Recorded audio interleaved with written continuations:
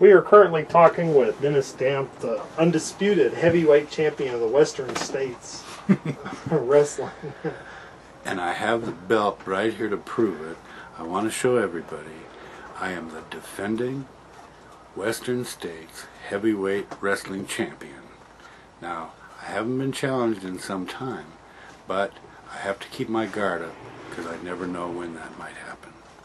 So tell us, Dennis, when did you start wrestling with the Western States group? Well, I came to Amarillo in 1976, and I haven't left. I'm still here.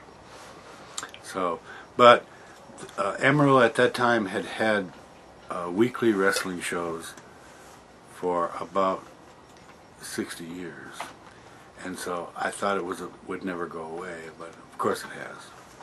But you know, all things change. It's just one of those things. The technology really changed things because once the cable started showing the wrestling from all over the world, then Amarillo's world was just too small to compete with those major companies. So how did you become the undisputed heavyweight champion? Well, I was actually scheduled for a match with the champion at that time, Tank Patton. But I don't think he particularly wanted to wrestle me in the ring. So he had me meet him at the arena one day and gave me the belt.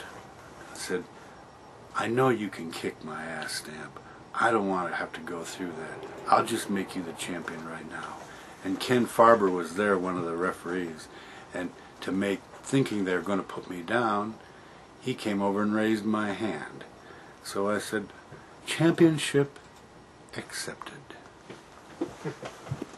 Well, after that, exactly what happened? How long was it till Western States promotion went out of business? Well, that's the real rub right there. Is that the Western States territory really kind of fell apart after that. So, but I still have the championship. It's some 30 years later anyway, 35 years later, and I still have the belt, and I'm still the champion until somebody comes and takes it away from me. Well, who were some? Can I get any cockier on camera than that? Who were some of the guys that you wrestled with? Well, you know, I wrestled everybody. I really came to Amarillo to wrestle the Funk Brothers. Dory Funk Jr. was my absolute idol. Basically, still is. And I wanted to wrestle him, and I wanted to wrestle Terry Funk because I considered that they were the best in the world. I'm not the only one that considered that either. A lot of people considered they were the best in the world. And I felt like if I could wrestle the best, it's the only way I could ever be the best, if I could wrestle the best. And that was my goal, and that's why I came to Amarillo. As far as who all I've wrestled, oh man, it'd be a list too long. I probably have wrestled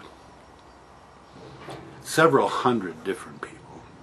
Many of them many times. Now, some of the ones that stick out in my mind are the one that always comes to mind first is Buddy Roberts. Now, he was a member of the Freebirds in his last life, but he was a member of the Hollywood Blondes when I wrestled him, and I probably wrestled him, I don't know, 50 times. A local wrestler in Amarillo, Ricky Romero, I probably wrestled 50 times. But I wrestled, Dusty Rhodes and Harley Race and just about everybody there is. All of the Von Erichs, just about everybody there is. I just can't think of all the names right now. Bret Hart the Hitman, I had his first match. I wrestled Shawn Michael about 10 or 15 times. So, you know, I wrestled a lot of people.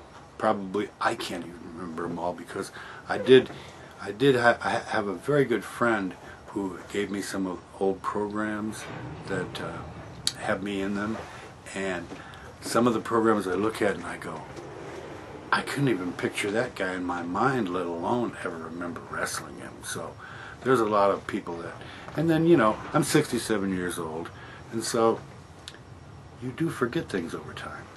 At least I have. Is that enough? That's great.